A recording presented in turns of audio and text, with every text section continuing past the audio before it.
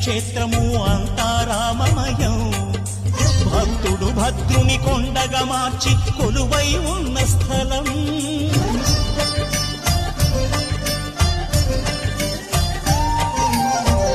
భక్తితో రామదాసు ఈ ఆలయమును కట్టించనయా. సీతారామ లక్ష్మణులకు ఆభరణములే చేయించనయా. పంచవటిని ఆ జానకి రాముల పర్ణశాల అదిగో. సీతారాములు జలకములాడిన శేషతీర్థమదిగో. రామభక్తితో నదిగా మారిన శబరి ఇదేనయ్యా.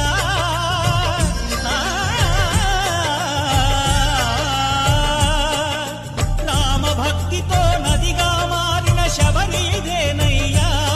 శ్రీరామ పాదములు నిత్యం కడిగే గోదావరి అయ్యా. ఈ క్షేత్రం తీర్థం దర్శించిన